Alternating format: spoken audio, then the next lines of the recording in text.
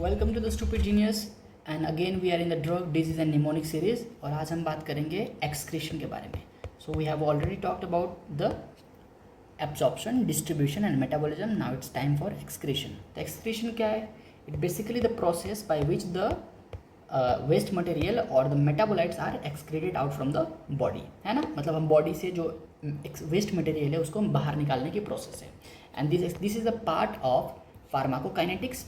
अच्छा, जब भी हम बात करते हैं कि मेटाबॉलिज्म और एक्सक्रीशन को मिला के तो हम उसको बोलते हैं कि ये एलिमिनेशन है। यानी कि elimination is a process of metabolism and excretion, right.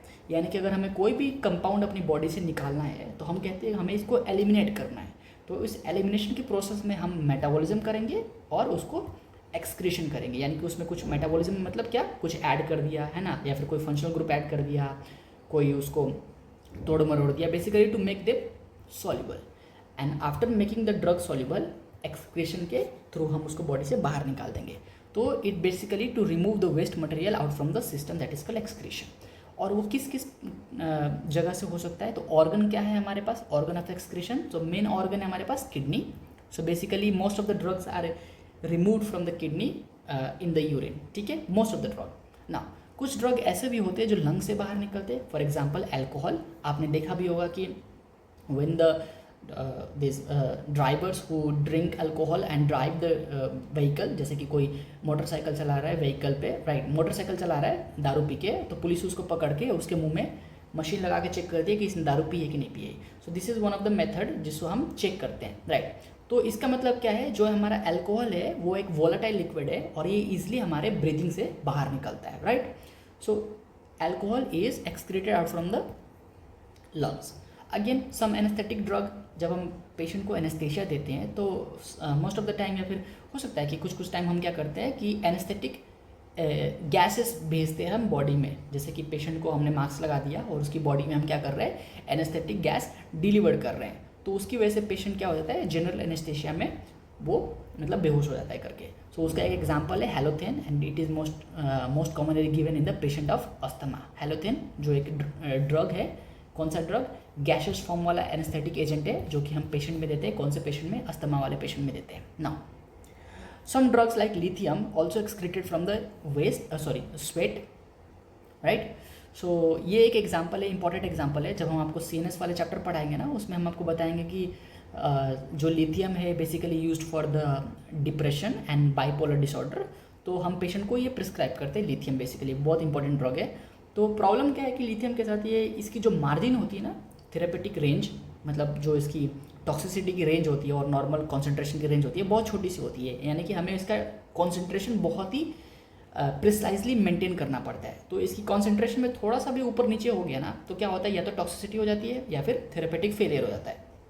तो उस केस में हम पेशेंट को कहते हैं कि आप जब ये दवाई ले रहे हो ना तो एक्सरसाइज वगैरह मत करना, ठीक है, क्योंकि ये लिथियम स्वेट में क्या होता है, एक्सक्रीट आउट होता है। Now bile, again bile we know कि लीवर में बाइल बनती है, उसके बाद गॉल ब्लैडर में स्टोर होती है, and again it excreted into the intestine और उसमें स्टूल के थ्रू बाहर निकलती है, राइट। तो कुछ ड्रग्स हैं जैसे कि रिफैम्पेसिन जो कि एंटी ट्यूबरकुलोसिस वाला ड्रग है, सेफ्ट्राइक्सोन एंड सेफापेरॉन, ये सेफापेराजोन, ये जो दोनों ड्रग है ना, ये थर्ड जनरेशन सेफेलोस्पोरिन है। इसमें से इसका नाम याद कर लो, बाद में बहुत काम आएगा। कोई भी पूछे कि कोई एंटीबायोटिक का नाम बताओ तो सेफ्ट्राइक्सोन बोलना हमेशा काम आता है, ठीक है। थर्ड जनरेशन सेफेलोस्पोरिन, चलेगा। चलो नाउ मिल्क में भी बहुत सारे ड्रग्स एक्सक्रीट आउट होते हैं। जैसे कि आप अगर पीडियाट्रिक के पोस्टिंग में पोस्टेड हो या फिर गायनेक में पोस्टेड हो, तो जो ब्रेस्ट फीडिंग मदर्स है आप उसको एडवाइस कर सकते हो कि अगर आप कोई दवाई ले रहे हो, for example aspirin, theophylline, amiodarone, atenolol, basically aspirin सर दर्द की दवाई हम कह सकते हैं, और एंटीप्लेटिलेट एजेंट भी है। थियोफाइलिन अस्थमा वाले पेशेंट में देते हैं, amiodarone basically anti arrhythmic drug, and this atenolol is beta blocker, basically heart वाले पेशेंट में हम ये देते हैं। So this drugs are excreted out into the, क्या बोलते हैं इसको, मिल्क। तो अगर कोई मदर है लैक्टेटिंग जो अपने बच्चे को दूध पिला रही है, राइट, तो उस केस में क्या होगा, ये दवाइयाँ मदर में से बच्चे में भी जा सकते हैं। तो हो सकता है बच्चे में कोई प्रॉब्लम करे, राइट। तो हम यूजुअली फीमेल लोग कहते हैं कि गैप कुछ रखा करो, 2 घंटे 3 घंटे का गैप रखा करो। फॉर एग्जांपल कोई पेशेंट है डिप्रेशन का जिसको हम सितालोप्राम दे रहे हैं, सपोज कि कोई पेशेंट है जिसको हम बोल रहे हैं कि आप ये सितालोप्राम खा रहे हो या फिर एसिटालोप्राम खा रहे हो, राइट। तो 3 घंटे बाद ही आप अपने बच्चे को दूध पिलाना। जैसे कि एक दवाई है जो बेसिकली पेशेंट हम डिप्रेशन वाले पेशेंट को देते हैं, राइट। तो हम बोलते हैं कि आप 3 घंटे बाद ही ब्रेस्ट फीड करना, वरना बच्चे को प्रॉब्लम हो सकती है, ठीक है। चलो, so these are the organs by which the some of the drugs are excreted out. Now let's talk about the kidney in detail. हमें पता है किडनी में नेफ्रॉन्स होते हैं as a unit of the kidney, and there are 3 phases of the excretion. पहला होता है filtration, उसके बाद होता है tubular reabsorption and the tubular secretion, right. So let's first talk about the tubular filtration. Filtration का मतलब क्या है? बेसिकली जो ग्लोमेरुलस है उसमें से बाउमन्स कैप्सूल में फिल्टर होगा. तो आपको पता है कि ये फर्स्ट ईयर में पढ़ा है यार. देखो तो रेट कितना होता है 125 ml पर मिनट, यानी कि 1 मिनट में इतना ml इसमें से फिल्टर होता है हमारा ब्लड, राइट. और थ्रू आउट द डे कितना होता है 180 लीटर के आसपास होता है. तो पता है आपको ये फिल्टर रेट है. And most of the filter rate 99% of the filter rates are get reabsorbed into the blood vessels. और at the end of the day हमारे पास approximately 1 to 2 litre of the urine formation होती है, right. तो मैं ये कह रहा हूँ कि अगर आपके पास कोई भी ड्रग है तो वो क्या होगा, यहाँ से फिल्टर हो जाएगा. क्यों हो जाएगा? क्योंकि हमारे पास यहाँ पे फिल्टरेशन स्लिट है, यानी कि छेद है जिसमें से ड्रग बाहर निकल जाता है. अब मैटर नहीं करता ड्रग पोलर है या फिर नॉन पोलर है, यानी कि कोई चार्ज है या फिर कोई चार्ज नहीं है, क्योंकि यहाँ पे छेद है और छेद में से दोनों ड्रग आराम से निकल जाएंगे. पर अगेन ये कोई ड्रग अगर कोई बड़ा सा ड्रग है तो वो ड्रग इसमें से नहीं निकल पाएगा. और ड्रग बड़ा कब होता है? जब वो कोई प्लाज्मा प्रोटीन से बाइंड कर जाए. सपोज कोई ड्रग है ना, डिक्लोफेनाक कोई ड्रग है, एक ड्रग है जो कि प्लाज्मा प्रोटीन यानी कि एस्पिरिन बोल रहा हूँ, प्लाज्मा प्रोटीन लाइक एल्बुमिन से बाइंड कर जाए. तो अब क्या होगा, ये डिक्लोफेनाक पहले छोटा मॉलिक्यूल था, अब बड़ा मॉलिक्यूल हो गया, तो अब इसको ये क्रॉस नहीं कर पाएगा. सिंपल सी बात है ना. तो मैं आपसे ये बोल रहा हूँ कि सपोज कोई भी ड्रग है, या तो वो पोलर है या फिर नॉन पोलर है, it easily get filtered out, right. अब कॉन्सेप्ट क्या आता है कि वापस रीअब्जॉर्ब कौन सा होगा. आपने फिल्ट्रेशन समझ लिया कि drug will get filtered out, जो कि स्मॉल ड्रग है और प्लाज्मा प्रोटीन से बाउंडेड नहीं है, तो it will get filtered out into the tubular membrane, है ना, बाउमन्स कैप्सूल, राइट. अब कॉन्सेप्ट क्या आता है कि इसमें से एब्जॉर्ब कौन होगा. सिंपल सी बात है, जिस पे चार्ज नहीं होगा वो एब्जॉर्ब हो जाएगा. क्यों? क्योंकि वो लिपिड सॉल्युबल है. और जिस पे चार्ज होगा वो वाटर सॉल्युबल हो गया, तो वो रीअब्जॉर्ब नहीं होगा और ये क्या हो जाएगा, लॉस इन द यूरिन. ठीक है, that is about the glomerular filtration. Now okay, अच्छा, लास्ट लेक्चर का अगर कुछ आपको समझ नहीं आया तो लास्ट लेक्चर में सिंपल सी बात ये है कि मेटाबॉलिज्म का मतलब होता है जो भी नॉन पोलर ड्रग है उसको हम पोलर बनाते हैं ना, उस पर कोई मॉलिक्यूल लगा के, ताकि वो इजीली एक्सक्रीट हो जाए. कैसे? अगर ये नॉन पोलर होता तो ये वापस रीएब्जॉर्ब हो जाता, पर ये नॉन पोलर बन गया, अब ये रीएब्जॉर्ब नहीं हो पाएगा, यानी कि ये लॉस हो जाएगा यूरिन में. ठीक है, चलिए now let's talk about the tubular reabsorption, यानी कि यहाँ से जो रीएब्जॉर्ब होती है उसके बारे में हम बात करते हैं. तो रीएब्जॉर्ब कैसे होती है? आपको पता है रीएब्जॉर्ब तब होगी जब ड्रग अपने नॉन पोलर फॉर्म में होगा, यानी कि वो डिसोसिएट नहीं होगा. एसिडिक ड्रग है, बेसिक ड्रग है, अगर वो डिसोसिएट नहीं होता है ना, अगर वो अपने नॉर्मल फॉर्म में रहता है तो वो इजीली रीएब्जॉर्ब हो जाएगा. पर अगर वो डिसोसिएट हो जाएगा तो वो क्या होगा, रीएब्जॉर्ब नहीं हो पाएगा, यानी कि उस पर चार्ज आ जाएगी. अब सोचो, मुझे ये बताओ कि कोई भी ड्रग डिसोसिएट कब होता है? जब अपने अपोजिट मीडियम में जाता है. जैसे कि मैं अगर आपको ये बोलूँ कि अगर ये एक एसिड है, राइट, एक वीक एसिड है, तो वीक एसिड किस मीडियम में डिसोसिएट होगा? बेसिक मीडियम में डिसोसिएट होता है. पर यहाँ पे अगर मैं बोलूँ कि अगर मैं H+ की कॉन्सेंट्रेशन यहाँ पे बढ़ा दूँ, यानी कि मीडियम को एसिडिक कर दूँ, तो क्या ये मॉलिक्यूल डिसोसिएट होगा? नहीं, ये रिएक्शन इधर की तरफ शिफ्ट कर जाएगी. ली शैटरली प्रिंसिपल, यानी कि weak acid does not dissociate in acidic medium, right, highly acidic medium, and weak base does not dissociate in highly basic medium. हमें उसको अपोजिट मीडियम चाहिए होता है, राइट. चलो, इतना समझ आया क्या? ये पहले भी हम बात कर चुके हैं फर्स्ट लेक्चर में, सेकेंड लेक्चर में, राइट. अब मैं आपसे ये पूछता हूँ, सपोज आपने कोई एक दवाई ली, राइट, और आपने वो दवाई खा ली और आपको हो गया टॉक्सिसिटी. क्या हो गया आपको? टॉक्सिसिटी. तो मुझे ये बताओ आप क्या करोगे उस टॉक्सिसिटी के केस में? हाँ, बेसिकली हम एंटीडोट देंगे, पर मैं ये बोल रहा हूँ कि अगर कोई ड्रग ऐसा है जिसके पास it does not have any antidote, तो आप उसको अपनी बॉडी से कैसे एक्सक्रीट आउट करोगे? बहुत ही सिंपल लॉजिक है. अगर ड्रग एसिडिक है और अगर ड्रग बेसिक है, तो बस एक एक्स्ट्रा दवाई देनी होती है, उसके बाद वो क्या हो जाता है, बॉडी से एक्सक्रीट आउट हो जाता है। चलो मैं अभी आपको समझाता हूँ। जैसे मैं अभी आपको बोलूँ कि सपोज़ आपका ये दवाई है, राइट, वो इस फॉर्म में ईजिली रीएब्जॉर्ब होगा, इस फॉर्म में ईजिली रीएब्जॉर्ब नहीं होगा। तो सपोज आपने कोई एसिडिक दवाई खाई जो आपकी बॉडी में टॉक्सिसिटी कर रहा है ना, और वो बार बार क्या हो रहा है, रीएब्जॉर्ब हो रहा है। तो हमें तो ड्रग को रीएब्जॉर्ब करना नहीं है, हमें तो ड्रग को, देखो यहाँ पे, हमें तो ड्रग को रीएब्जॉर्ब करना नहीं है, हमें क्या करना है, उसको पोलर फॉर्म में बना देना है ताकि वो बॉडी से एक्सक्रीट हो जाए। अब मुझे ये बताओ कि ये पोलर फॉर्म में कब आएगा, अगर कोई एसिडिक ड्रग है तो वो पोलर फॉर्म में कब आएगी, बेसिक मीडियम में। यानी कि अगर हम इस फिल्टरेट को मीडियम बेसिक कर दे, इस फिल्टरेट का मीडियम बेसिक कर दे, तो जो भी इसमें एसिडिक दवाई थी वो क्या हो जाएगी, डिसोसिएट हो जाएगी, राइट। और डिसोसिएट होने के बाद वो रीएब्जॉर्ब नहीं हो पाएगा, यानी कि वो यूरिन में लॉस हो जाएगा। समझे क्या, सिंपल सा फंडा है। यहाँ पे मैंने लिख दिया है, आप सब पढ़ लेना, ठीक है।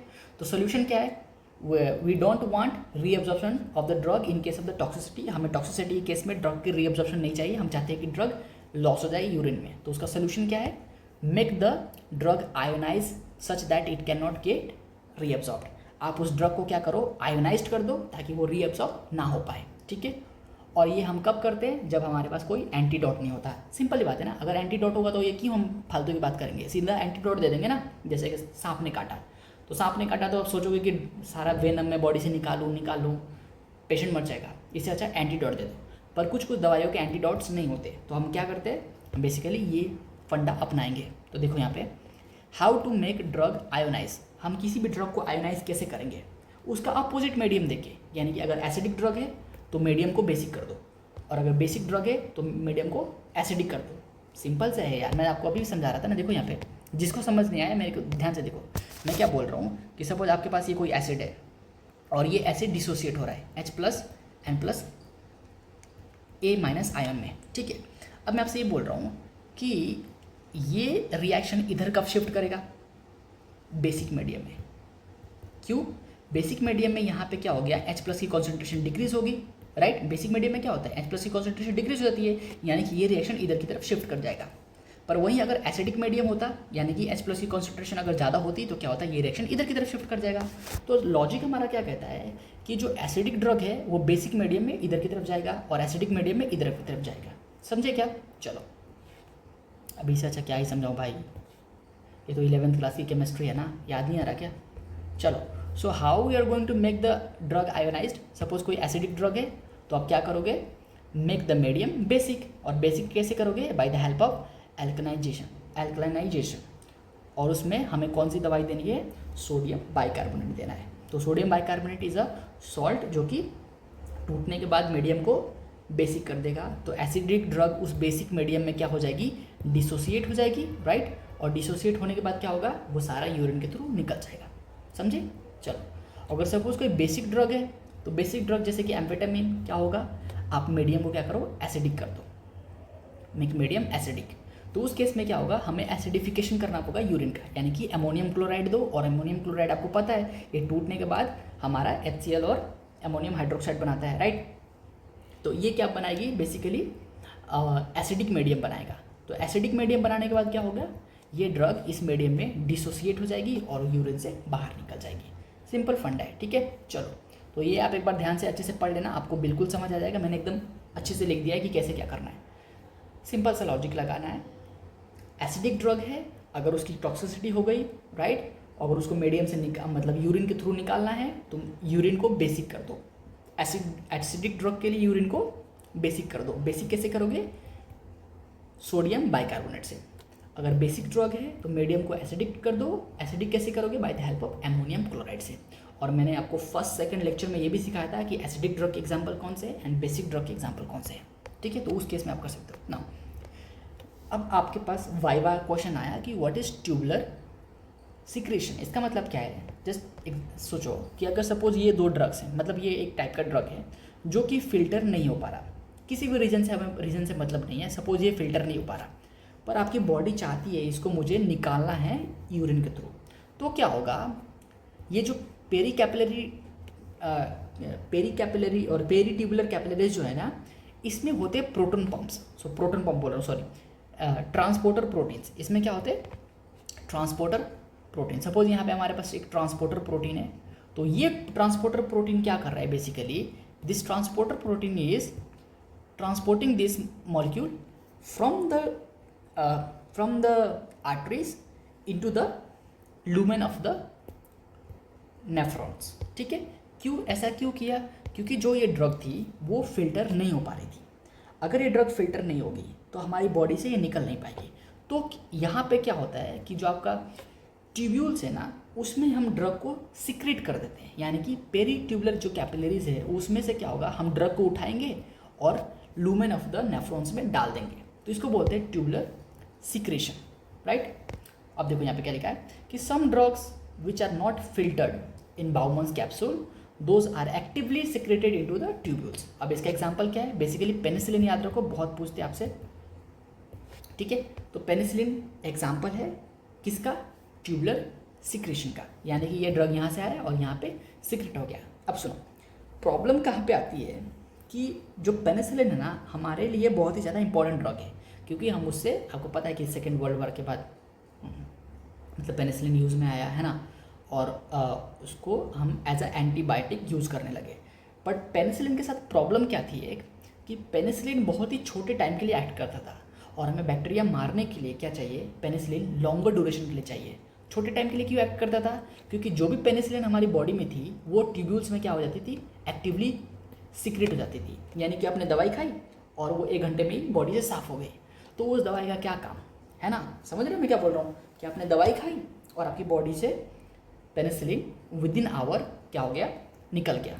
तो उसको रोकने के लिए हमने क्या किया, एक दवाई बनाई जिसका नाम है प्रोबेनासिड। देखो ये प्रोबेनासिड हम अपने फर्स्ट ईयर में पढ़ा भी होगा, जो गाउट के पेशेंट है उसमें भी हम देते हैं।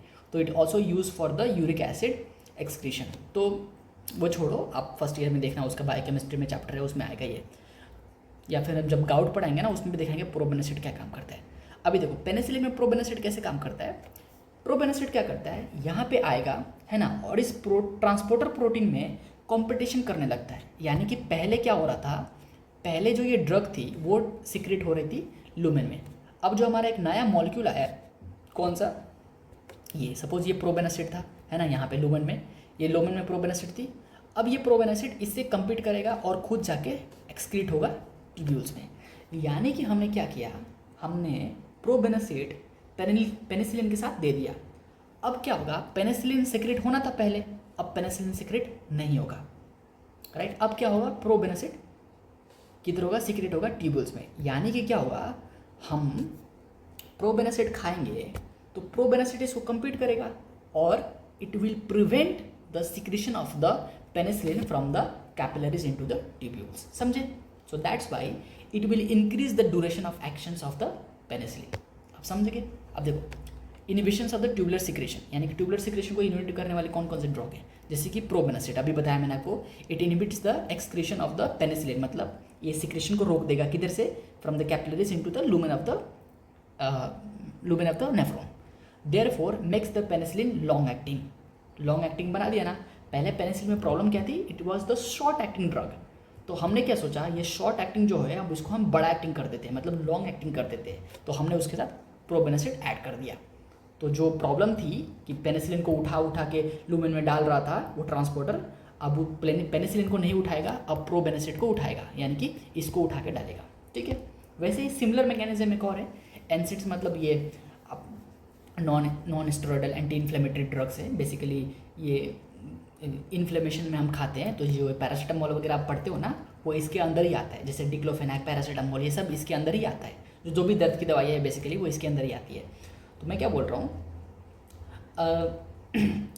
एनसेड्स जो ड्रग्स है जैसे कि पैरासीटामोल या फिर डिक्लोफेनाक, राइट, वो क्या करते हैं, they inhibits the excretion of the furosemide. अच्छा, अब ये फ्यूरोसेमाइड जो ड्रग है ना, बेसिकली हम हाइपरटेंशन के पेशेंट में देते हैं, it is a loop diuretics. तो ये जो ड्रग है ना, ये कहाँ पे काम आता है, ये लूमेन के अंदर काम चाहिए हमें। तो जब तक ये ड्रग इसके अंदर नहीं आएगा, ये फ्यूरोसेमाइड काम नहीं कर पाएगा। यानी कि इस केस में हमें ये ड्रग यहाँ पे चाहिए, राइट। तो क्या होता है कि अगर आपने फ्यूरोसेमाइड के साथ एनसेड दे दिया तो प्रॉब्लम क्या होगी, furosemide required in the lumen for the action, but एनसेड क्या करेगा, उसको इनिबिट कर देगा।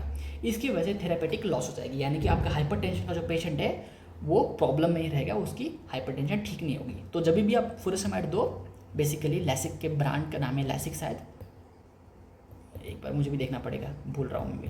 सो ब्रांड का नाम लैसिक है, जो कि लूप डायरेटिक्स है, एंड फुरोसेमाइड इसका जेनरिक नेम है। वो सिखाऊंगा बाद में जेनरिक नेम वगैरह क्या होता है एंड ब्रांड नेम क्या होता है। सो उस केस में आप ये दोनों दवाई ना ही दो तो अच्छा है, ठीक है।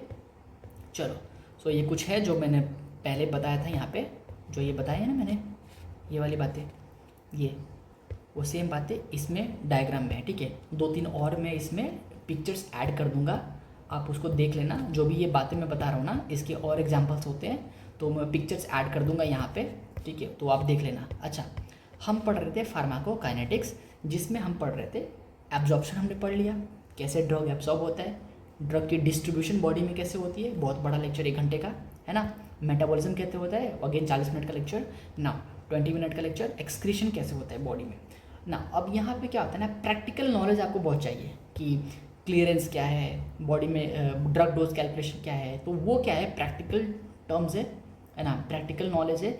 आप उसको प्रैक्टिकल के चैप्टर जब आपके प्रैक्टिकल्स होंगे ना, उसमें आपके कैलकुलेशन सिखाएंगे। तो मैं वो सारी चीज़ें बुक से स्किप कर रहा हूँ, क्योंकि वो प्रैक्टिकल वाली चीज़ है, आपको प्रैक्टिकल में वो सिखा देंगे, ठीक है। तो मैं यहाँ पे क्या बता रहा था कि फार्माकोकाइनेटिक्स में ये 4 चीज़ें होती है। तो उसका एक निमोनिक है, ये वाला आप याद कर लेना है, ADME। इसी सीक्वेंस में आप याद करना और इसी सीक्वेंस में बोलना कि पहले एब्जॉर्प्शन होती है, फिर डिस्ट्रीब्यूशन होती है, और बाद में ड्रग की क्या होती है, एलिमिनेशन होती है। और एलिमिनेशन का मतलब क्या होता है कि ड्रग को मेटाबोलाइज करना और ड्रग को एक्सक्रीट कर देना। तो हमने फार्माकोकाइनेटिक्स में जितनी भी बातें पढ़ी ना, उसको ध्यान से रखो, वो सिस्टमिक चैप्टर्स में बहुत ज़्यादा यूज़ होने वाले हैं। और जिनको फार्माकोकाइनेटिक्स समझ नहीं आ रहा, आप टेंशन मत लो, जब आप सिस्टमिक चैप्टर पूरा पढ़ लोगे ना, तो ये आपको हलवा लगेगा, ठीक है ना। The next topic will be pharmacodynamics. चलिए, बाय बाय।